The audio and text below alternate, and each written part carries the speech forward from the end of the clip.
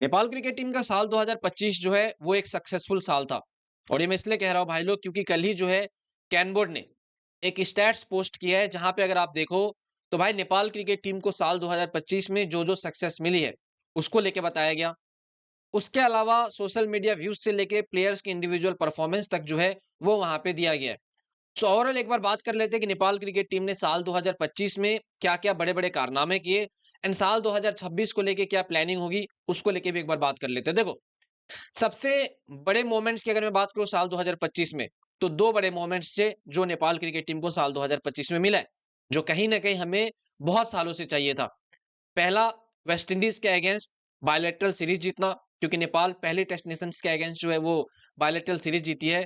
दूसरा अगर आप देखो तो आईसीसी वर्ल्ड कप क्वालिफायर जो हुआ था, वहां पे अनडिफीटेड जो है वो जीतना। एंड कहीं ना कहीं ये दो अचीवमेंट जो है ना, वो मेरे लिए भाई साल 2024 से भी बड़ी अचीवमेंट है। मतलब साल 2024 में ऑब्वियसली नेपाल ने टी20 खेला था वर्ल्ड कप, लेकिन वो फिर 2026 में नेपाल खेलेगी। सो ओवरऑल मैं कहूंगा यहाँ पे साल 2025 एक बड़ी अचीवमेंट ईयर थी नेपाल के लिए।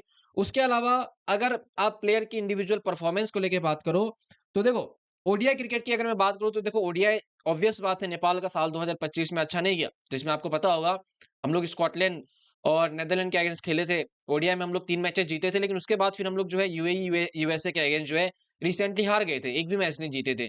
सो ओवरऑल ओडीआई का आप ऐसा पकड़ के रख सकते हो कि अभी भी जो है थोड़े बहुत डाउट में है कि हमारे ओडीआई में क्या होगा, क्योंकि साल 2027 वर्ल्ड कप के लिए जो है आपको क्वालिफायर अगर खेलना है तो वहां पे भी जो है आपको परफॉर्मेंस करके जाना पड़ेगा, टॉप 4 में रहना पड़ेगा। खैर, ओडीआई में साल 2025 में सबसे बड़ा रन स्कोरर, मतलब टॉप रन स्कोरर अगर आप मेरे से पूछो, वो था दीपेंद्र सिंह एरी, जिसने 293 रन बनाया। अब ऑब्वियस सी बात है, टोटल 8 मैचेस ओडीआई में खेले गए एंड दीपेंद्र सिंह एरी जो है वो टॉप स्कोरर है। इससे समझ में आता है कि टॉप ऑर्डर बैट्समैन कुशल भुरतेल, आसिफ शेख जैसे प्लेयर, रोहित पौडेल जैसे प्लेयर जो है वो साल 2025 में रन्स नहीं बना पाए थे ओडीआई क्रिकेट में। भले ही रोहित पौडेल ने 100 लगाया हो एक मैच में, लेकिन उसके बावजूद भी जो है उनकी बैटिंग पे सवाल उठा है। सेम चीज अगर आप देखो टी20 में, कुशल भुरतेल जो है वो टॉप स्कोरर थे। 509 रन जो है नेपाल की तरफ से उन्होंने लगाया साल 2025 में। मेरे हिसाब से सही है, लेकिन और थोड़ा ज्यादा बेटर हो सकता था, क्योंकि कुशल भुरतेल जिस तरीके की बैट्समैन है, हमें उनसे ज्यादा एक्सपेक्टेशन रहती है। उसके अलावा अगर आप देखो तो संदीप लामिछाने ने जो है ना वो दिल जीता है। मतलब ओडीआई में, टी20 में दोनों में जो है वो टॉप विकेट टेकर रहे। टी20 में उन्होंने जो है 21 विकेट लिए एंड ओडीआई में उन्होंने जो है 14 विकेट लिए पूरे साल भर में। उसके अलावा अगर आप देखो तो वुमेन्स टीम का भी अगर आप देखो तो इंदु वर्मा जो है वो यहाँ पे टी20 में रन स्कोरर थी, टॉप रन स्कोरर। एंड कविता कुंवर जो है वो यहाँ पे हाईएस्ट विकेट टेकर थी। वहीं पे मेरे हिसाब से अगर आप पूछो तो भाई नेपाल ने सोशल मीडिया पे भी भाई अपनी प्रेजेंस जो है बहुत अच्छा बनाया। जैसा कि आप सबको पता है एनपीएल में बहुत सारे व्यूज आते हैं। उसके अलावा नेपाल टीम के जो मैचेस हुए थे वहां पे भी बहुत सारे व्यूज आए थे। तो लिटरली अगर आप देखो तो व्यूज में भी देखो 551 मिलियन व्यूज जो है नेपाल ने ग्लोबली एंड रीजनल जो दोनों मिला के है वो लिए, जहाँ पे 1.62 मिलियन फॉलोअर जो है वो यहाँ पे नेपाल ने गेन किए। चाहे आप इंस्टाग्राम की बात करो, फेसबुक की बात करो, यूट्यूब की बात करो, हर जगह जो है नेपाल ने लिटरली वो ग्रोथ दिखाया है।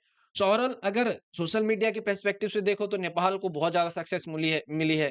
एंड बाकी world cup qualifier West Indies series में बहुत ज्यादा सक्सेस मिली है, लेकिन वो ओडीआई को लेके कहीं ना कहीं अभी भी डाउट है, क्योंकि ओडीआई अच्छा नहीं गया है। एंड साल 2026 आपको पता होगा, इस साल टोटल 16 ओडीआई मैचेस जो है नेपाल खेलेगी सीडब्ल्यूसी लीग 2 में, जहां पे एम रहेगा कि साल 2027 वर्ल्ड कप के लिए जो है नेपाल क्रिकेट टीम को टॉप 4 में आना है। बाकी देखो और भी स्टैट्स है, जहां पे अगर आप देखो तो डोमेस्टिक क्रिकेट हुए थे, प्लस नेपाल ने कितने टूर्नामेंट्स खेले, वो सारी चीजें, जिसमें टॉप एंड सीरीज हुआ था आपको याद होगा।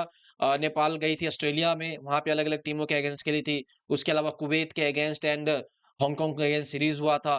समझ रहे हो? तो ये सारी चीजें अगर आप देखो तो एक सक्सेसफुल ईयर था। एंड मेरे हिसाब से साल 2026 में भी आपको पिछले साल से ज्यादा मजा आएगा, क्योंकि इस साल तो बहुत सारे मैचेस हैं। इसको लेके एक मैं पर्टिकुलर वीडियो बनाऊंगा, आप लोग जरूर देखना। बाकी उसको लेके आपका जो कुछ कहना है नीचे कमेंट में बताना, मैं ज्वाइन ले जाना चाहूंगा।